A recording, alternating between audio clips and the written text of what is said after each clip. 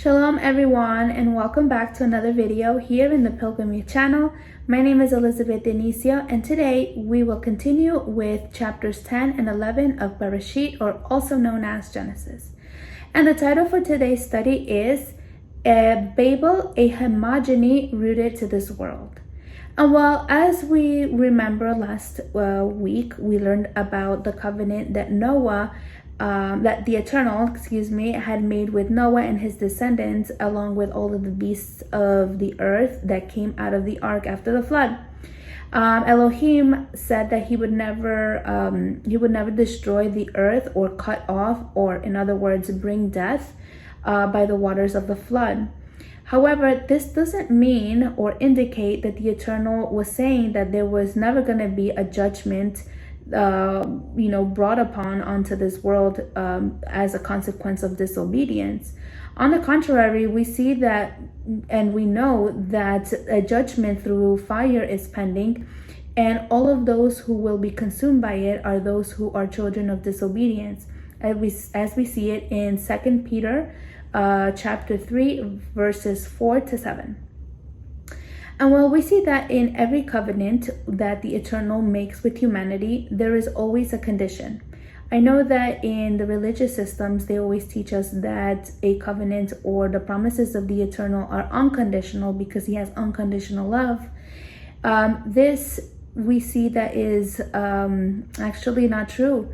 When the Eternal, and throughout scriptures as we will go on and moving forward in the Torah, we will see that all of the covenants and promises that the Eternal has for his children are all conditional. And that condition is obedience to his instructions, and that we adhere to his presence in our life. And well, we see that there's things that we have to adhere by in order for the covenant to take effect in our life. And twice the Eternal commanded Noah and his descendants to be fruitful and multiply, increase greatly on the earth and multiply in it. However, by the end of chapter 9, disobedience and corruption against the Eternal once again was introduced in this new earth that was cleansed by the Eternal through the flood. And we see this through the abominable actions of Ham, or more commonly known as Ham. And we see that through him and his lineage, once again, there were people who were working towards a hegemony, but not a hegemony of rebellion, to deliberately disobey the Almighty's commands. And well, that's what we're going to be looking at today's video, where we will be analyzing the lineage of Noah's children and how their influence really established a lot of nations, established even the people of the covenant. So let's begin. For chapter 10, it tells us that Noah has, of course, the three sons, and that these three sons had children, and that they've already populated in different regions of the earth after the flood. We read about each genealogy that tells us of the origin of people and nations, as we see it in verse 1 through 5. That's what we see in those verses. And we see that at the end of verse 5, it says that from these coastlines, people spread in their lands, each within his own language, by their clans in their nations.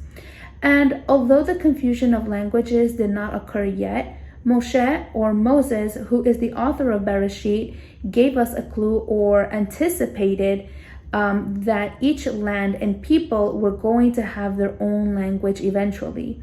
That's something that made them, or have something that made them distinct from one another. Of course, we see that that was the language.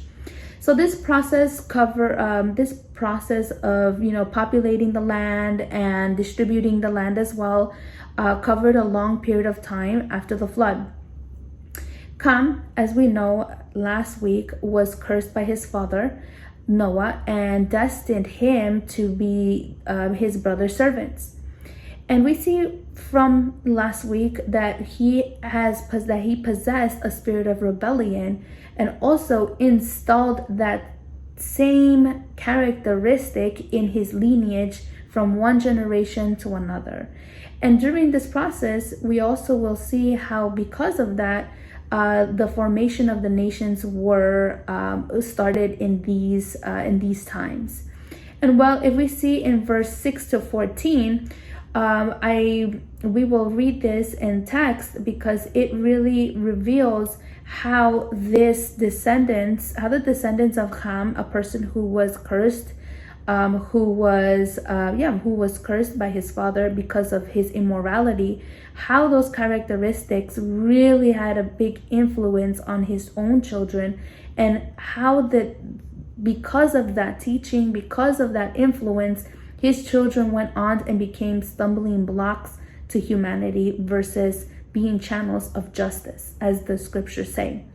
And while we'll begin, we're going to read from verse 6 all the way to 14. It says, the sons of Ham, Cush, Egypt, Put, and Canaan. The sons of Cush, continues to say, Seba, Havilah, Sabat, Ramah, and Sabateka. The sons of Ramah, Sheba, and Dedan. And verse 8 says, Cush fathered Nimrod. He was the first on earth to be a mighty man. Verse 9, he was a mighty hunter before the Lord, or before Elohim. Therefore it is said, like Nimrod, a mighty hunter before the Eternal. Verse 10, the beginning of his kingdom, meaning Nimrod, was Babel, Erech, Akkad, and Calneh in the land of Shinar. Verse 11, from that land he went into Assyria and built Nineveh, Rehoboth, Ir, Calah, and Reshen between Nineveh and Calah. That is the great city. Verse 13, Egypt fathered Ludim, Anaamim, Lehabim, Naphtuhim.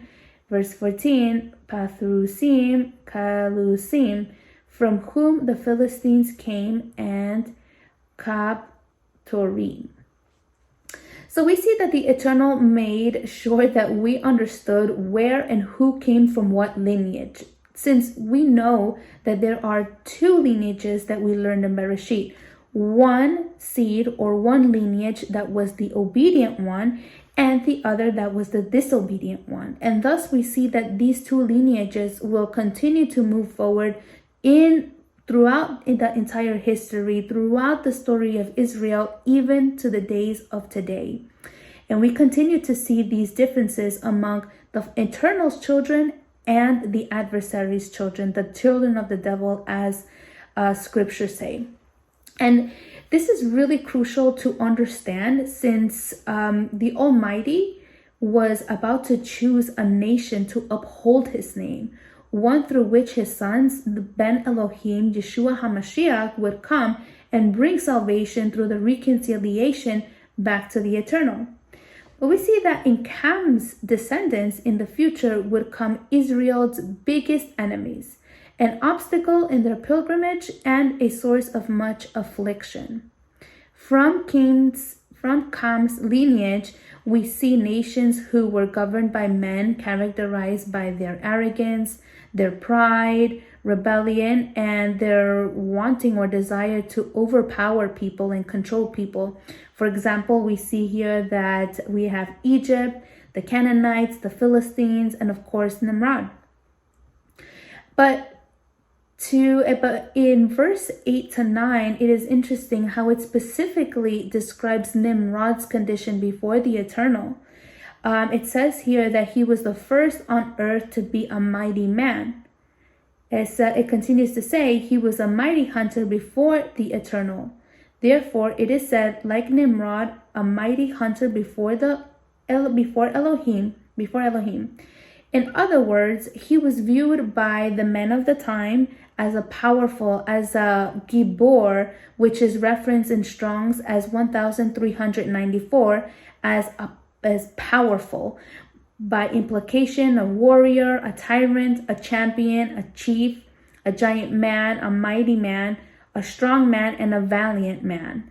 So we see here that Nimrod wasn't just any person that was just, okay, some random guy, but he had a lot of ability to defend his people, meaning war, because it does say that he was a warrior, a giant man, not only in height, but also in his character, also in his arrogance. We see that throughout scriptures that he had the ability to defend his people and other nations as well.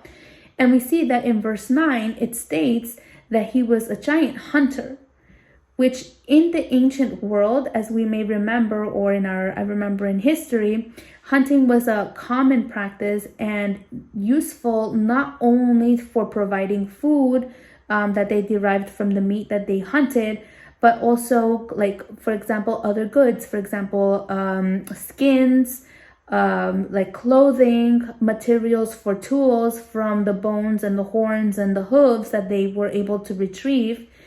In other words, we see that the people who were under his dominion, people who followed Nimrod because of his strength, because of his power, had materialistic benefits as well. Because he was a good hunter, it says. So therefore, because he was a good hunter, I know that people tend to stick around to see what, how he can be a benefit to them. So therefore, and it's interesting to see that that's the same thing that happens in today's world, that the strongest leaders are the ones giving leadership over everything, and everybody else submits. So we see that that's something, it's not something new. And in fact, we see that kind of attitude, or that kind of being, even from the beginning of time, from the beginning of the new world, you can say, after the flood. So therefore, we see that, of course, because he had all of these attributes, these abilities, the people around him, the inhabitants of the time that were observing him, began to idolize his strength, idolized his ability and his power. And as a result, he was the first man after the flood to organize a government. Because when people give attributes to people, what tends to happen is that they're going to take leadership, and they're going to do whatever they want. And we see it in today's world as well. Nimrod managed the people in his way and in his understanding, completely disregarding the Eternal's commandments. The term "before the Lord," as we see it here, emphasizes that Nimrod was actually against or opposing the Eternal. It wasn't that he was that he found favor, but we see that he, in his attitude, in the way that, in his arrogance, in the way that he was, and how he presented himself in front of people there, it was like he wanted to take Elohim's place, that he wanted to be almighty of the land, and he wanted to seize all of his relatives in one place, one in which we will see that actually was rebellion, that he was rebelling against the Eternal's will. He wanted to dispose of the land as he wished, because again, he thought he was the strongest, and his arrogance blinded him to see his actual condition. And what we see in scripture is that when people feel that they're arrogant and they're strong and they're the best of this world, Revelations 3 verse 17 tells us that people who say, "I am rich and I made myself wealthy and I need nothing," but it says, "You do not know that you are miserable and pitiable and poor and blind and naked." So we see here that all in front of humanity, we can present ourselves, or people can present themselves as having everything and being the greatest and the best, and they can have 100 titles after them before man. But we see that in the eyes of the Eternal, we really are miserable, we're pitiable, we're poor, and we're blind, and we're naked. But what does the Eternal advise us in the same verse? In the verses in verse 18, it says that we should buy from him gold refined by the fire, so that you may be rich, and white clothes so that you may dress yourself, and so the shame of your nakedness will not be revealed, and an eye slave to anoint eyes so that you may see. So we see here, and it continues to verse 19, those who I love, I rebuke and discipline. Therefore be zealous and repent. So we see here that the Eternal is advising us to, instead of feeling arrogant and feel that we don't need the Eternal, to really come to Him, and that He's the one who's going to anoint our eyes for us to see where we stand in front of the Eternal and how best to live our lives in the way that He wants us to. And it says here that those that He loves, He will rebuke and discipline, which means that we have to have the capability to accept His discipline. And well, it says that we can see that their prideful, their arrogant spirit prevented them from accepting the Eternal's rebuke, thus reverting from being covered by this white garment that the Eternal wants to give us. And we see then that's why we see that Yeshua instructed us to be meek like the children in Mark chapter 10. He taught us that we need to be humble enough to be able to not only accept His correction and His discipline, but also have that meekness to learn from Yeshua. Learn the instructions of the Eternal through Yeshua, and that we may be able to enter into His kingdom. And well, now we're going to continue moving forward from verse 15 to 20. We continue to see the lineage and the people that came out of Ham. So Canaan fathered Sidon, his firstborn, and Heth. Verse 16, and the Jebusites, the Amorites, the Gerishites, the Hivites, the Arikites, and the Sinites, the Arvadites, and the Zamorites, and the Hamathites. Afterwards, the clans of the Canaanites dispersed. Verse 19, and the territory of the Canaanites extended from Sidon in the direction of Gerar as far as Gaza, and in the direction of Sodom, Gomorrah, Adamah, and Zeboim, as far as Lasha. Verse 20, these are the sons of Ham, by their clans, their languages, their lands, and their nations. And thus we see that through the same lineage, we see cities such as Sodom and Gomorrah, Sidon, which were also characterized as the people in those cities that inhabited those places were immoral, barbarians. They were living a life of debauchery and, of course, opposing the Eternal's instructions. And once again, we see that the Eternal makes it very clear, and wanted to make it very clear, as to how Ham's immorality and disobedience propagated and became a staple in his children and in his grandchildren eventually. How important, I was thinking about this aspect, and it really, we should acknowledge the big responsibility that the Eternal puts in our hands to teach our future generations, our children, our brothers, our younger brothers and sisters, all of those around us, to be obedient to the Eternal's instructions, and to teach them with our life testimony how to love the Father. Because if we're not doing this, then we're being the same thing as Ham did with his family, that he, instead of teaching his children to love the Eternal and to be faithful to the Eternal and to have faith in the Eternal, he completely became a stumbling block for them too, and we see the results in his lineage. So it is very important that when we begin to do this, when we begin to actually be in the work of the Eternal and do what he's asking us and commanding of us, we may be vessels for honorable use.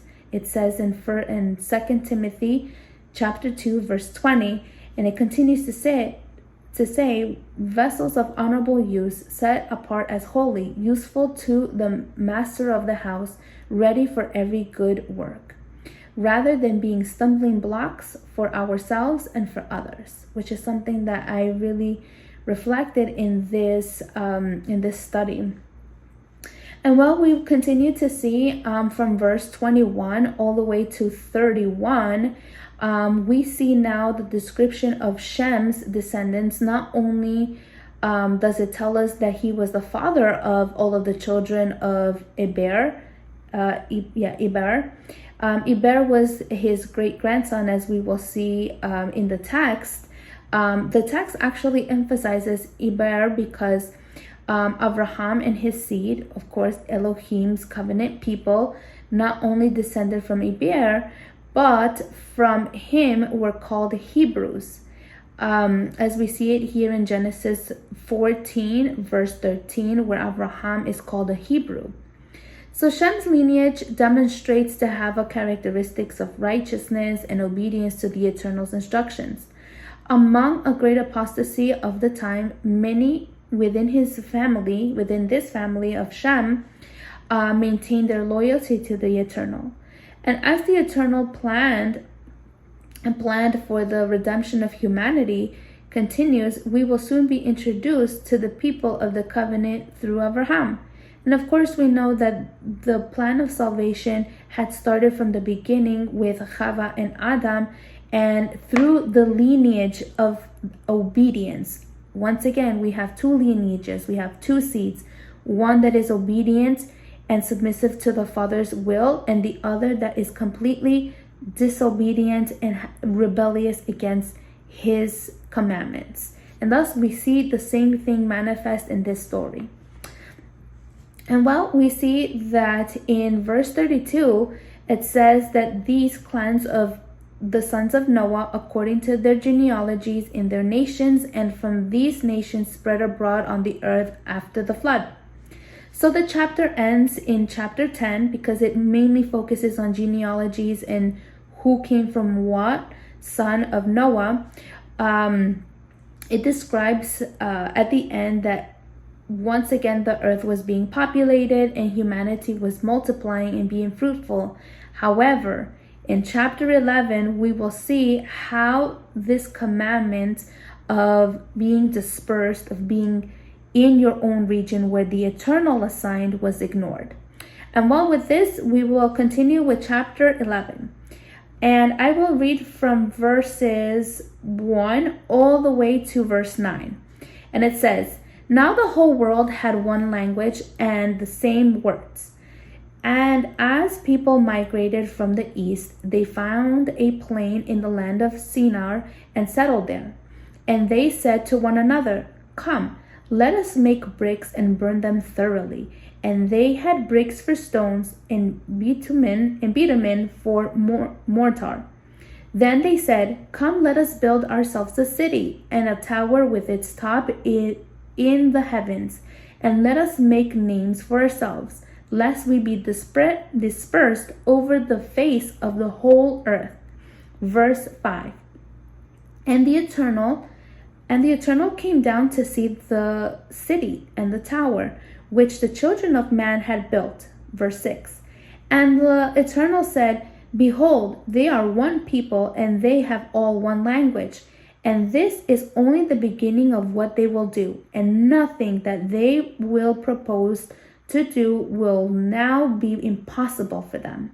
Verse 7. "Come, let us go down and there confuse their language, so that they may not understand one another's speech." So the Eternal dispersed them from there over the face of all the earth, and they left off building the city. Verse 9. "Therefore its name was Babel, because there the Eternal confused the language of all the earth, and from the Eternal dispersed them over the face of all the earth." And well, we see that in straight away we see the rebellion, and we can sense this spirit of not wanting to submit to the Eternal. And then of course we may think, well, this happened a long time ago, but that same spirit continues to manifest itself in our day to day. And well, we see that in verse 1, it says that the land had only one language and everybody spoke the same words. So we know that clearly it's talking about how people communicated in those days. And given this, many wonder what language was spoken at the beginning. So we don't really know. However, we do know that the original language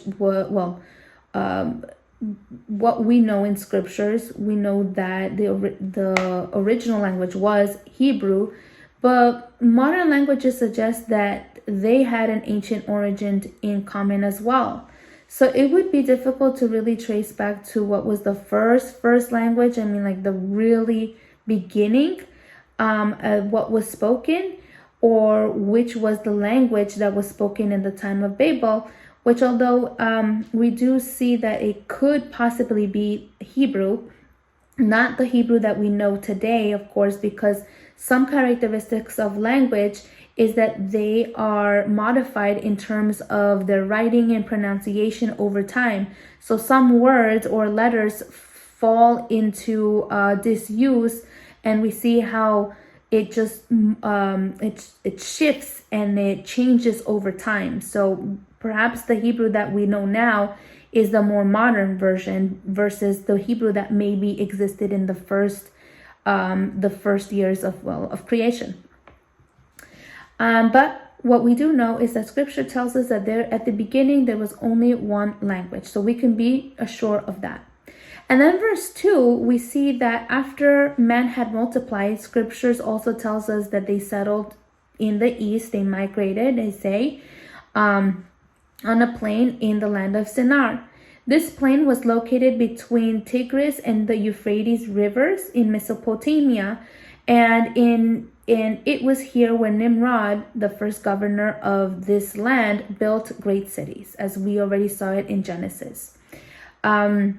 We see that the number of cities that Nimrod and others mentioned in the last chapter, as I just mentioned it, and during this period, they raised these great nations such as Assyria, Babylon, Media, and Persia.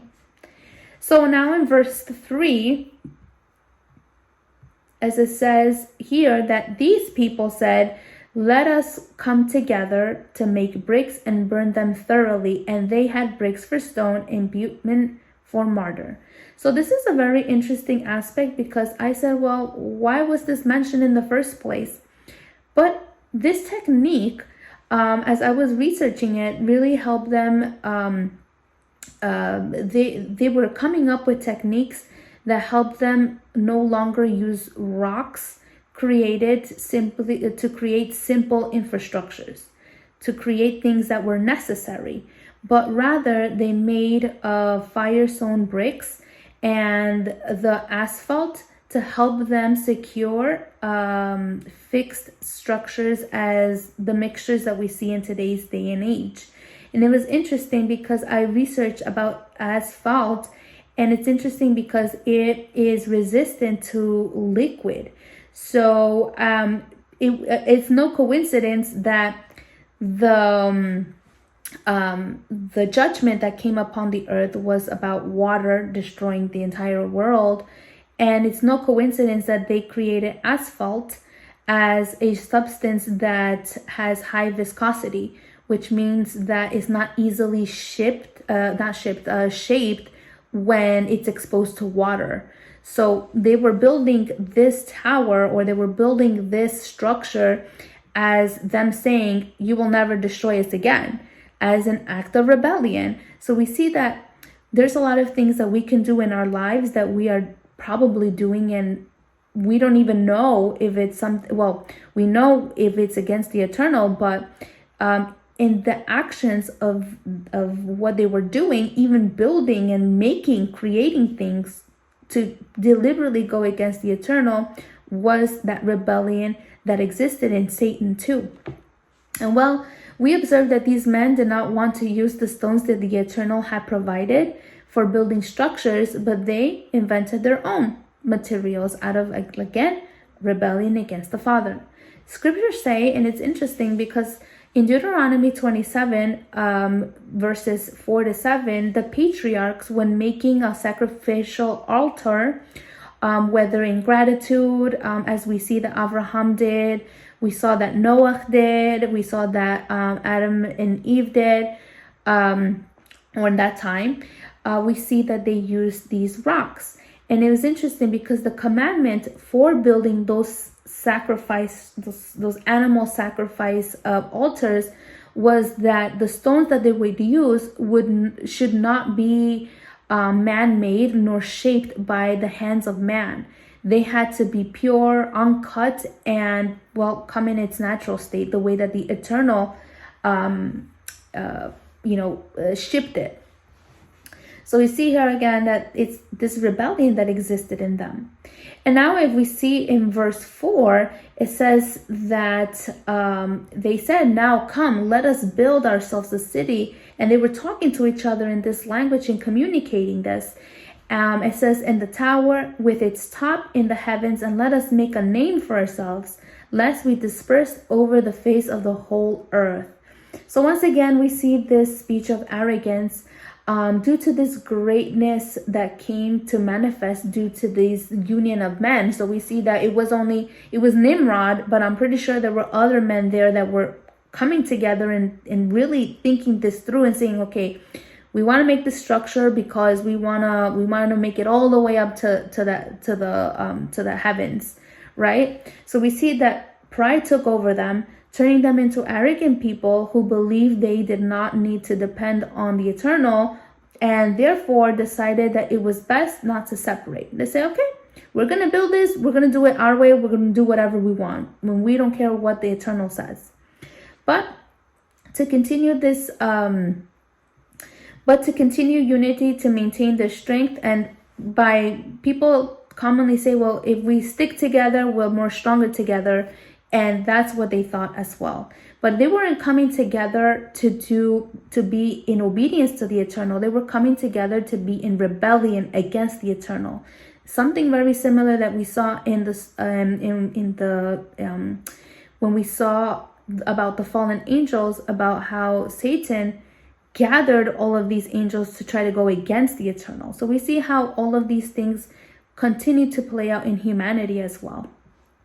And while we see that with their alliances together and them coming together to see how they're going to build it, we see that the commandment, now they wanted to all come together in one place, when the commandment was that they should be fruitful and multiply and disperse. The Eternal wanted them to be dispersed. That was the commandment. That's what the Eternal wanted. So we see that they decided to build themselves a tower whose top again reached to the heavens, and thus they wanted to make a name for themselves. That is, they wanted a reputation about, oh, we made this tower. Oh, I did it with my intelligence. Oh, we are the ones who invented this. And that would testify to their greatness of their power, so they thought. And so they desired to make a name to tell us of their arrogance, and they did not need, with this, they didn't want to be under the government of the Eternal. They wanted to do whatever they want. They wanted to govern their own lives. And even at that, they wanted to govern other people's lives as well, which is not their job. And we'll move on to verse 5.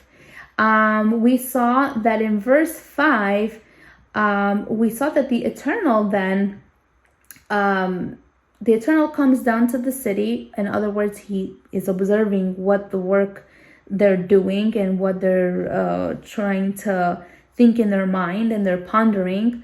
Nimrod, at this point, he started to organize and win the favor of the inhabitants, as we know, of the time, to overpower them, and thus creating a hegemony.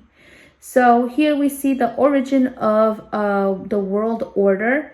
And it's interesting because for me, I always thought about the world order as something that we see in Revelations or something that we would see in the future. But in fact, we see this world order, this new world order as we currently know it in this time.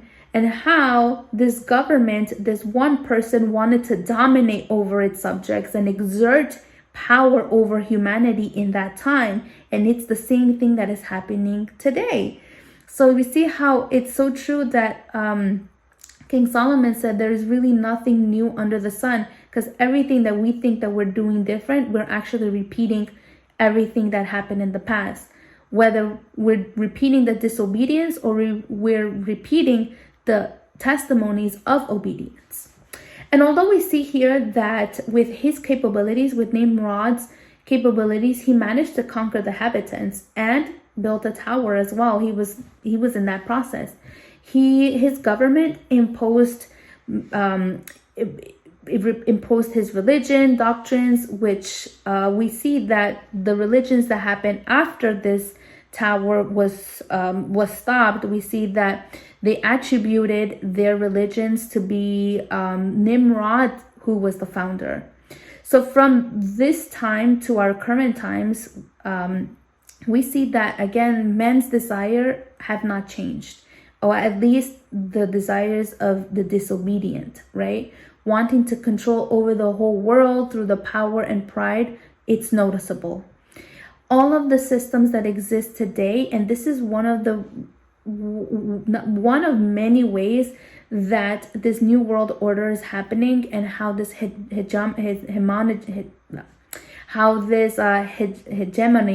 is happening, is happening through the control of systems. The systems that we see today, such as the religious system, the education system, the government systems, and I can name so many systems today, serves to accomplish the desires of men and continue to propagate the same spirit of rebellion that Nimrod possessed as well. That's why scriptures tells us that only a remnant is and will be saved, because humanity has completely almost rebelled against the eternal. In Revelations 18:4, it actually tells us that, and regarding the fall of Babylon, it says, "Come out of her, my people, lest you take part in her sins, lest you snare in her plagues. For her sins are heaped high as heaven," as we see how they wanted to do the Babel Tower, "and Elohim has remembered her iniquities."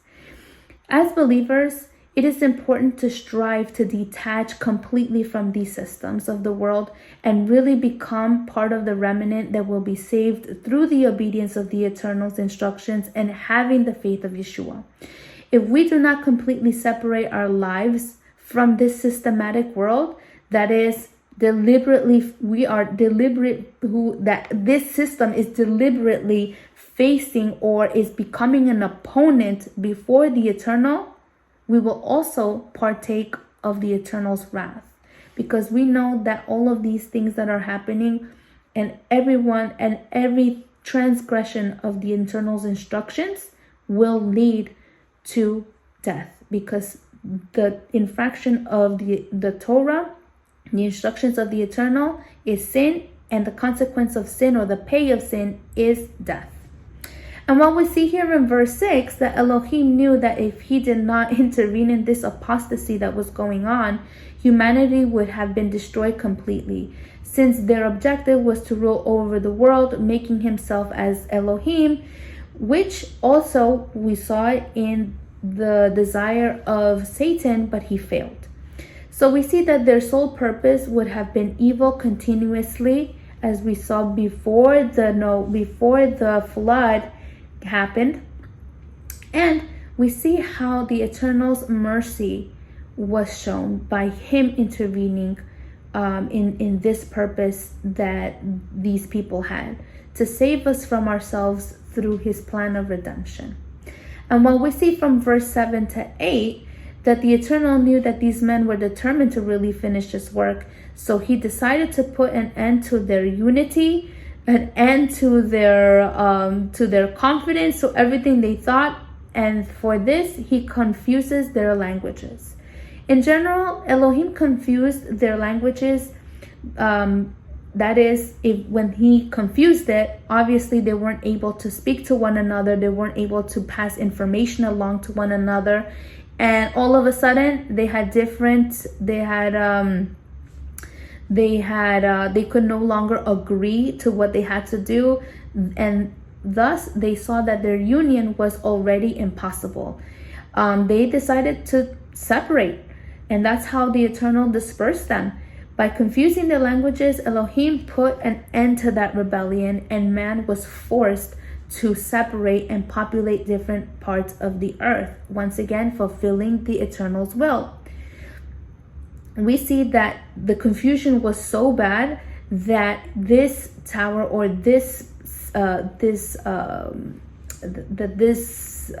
city was called Babel, and Babel is translated from Hebrew Babel. From we see it in Strong's 894, which means confusion. Judgment for their rebellion is what they got. A language of confusion that led them to wander and create even more systems that enslaved and led astray souls from the Creator.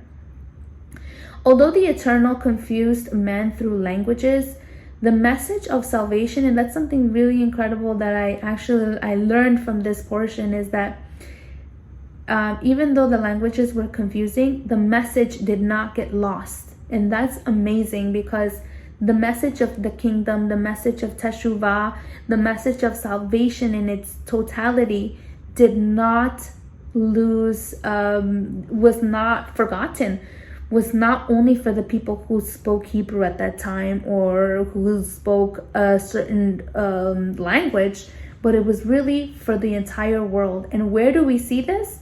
We see this during the festivity of Shavuot in the 1st century, where the disciples and the 120 people that were present who received the Ruach HaKodesh began to speak in other tongues as the Ruach gave them utterances.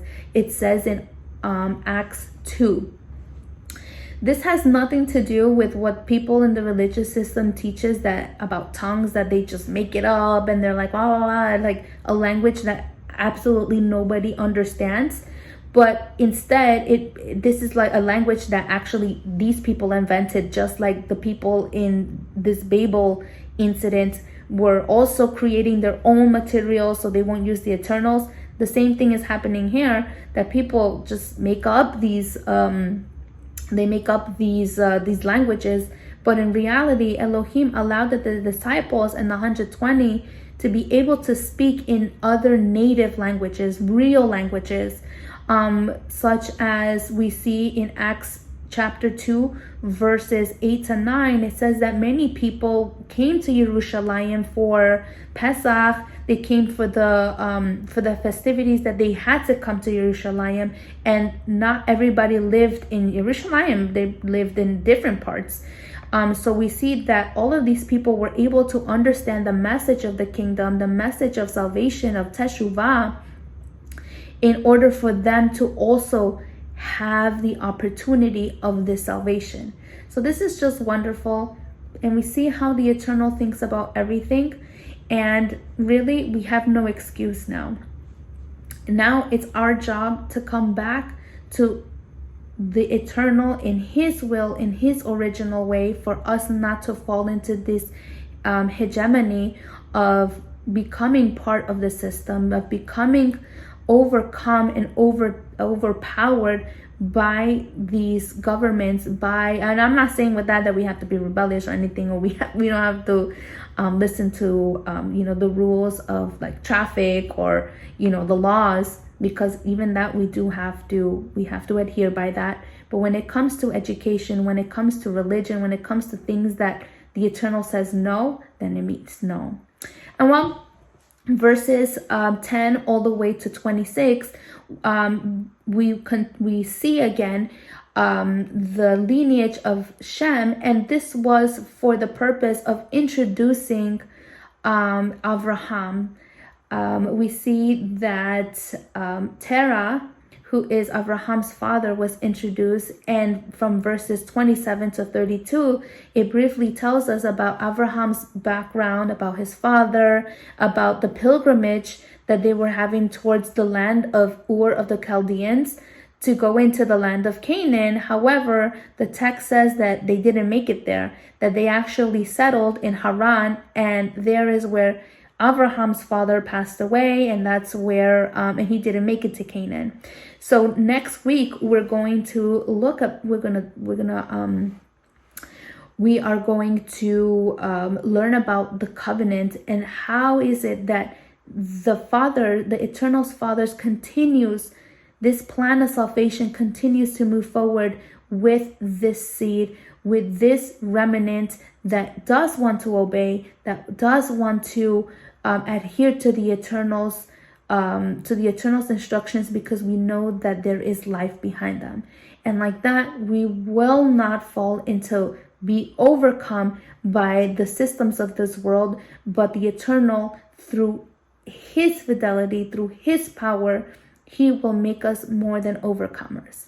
And well, may the Eternal bless each and one of you. And if this is the end of the video, and I shall see you in another video if the Eternal permits. Shalom.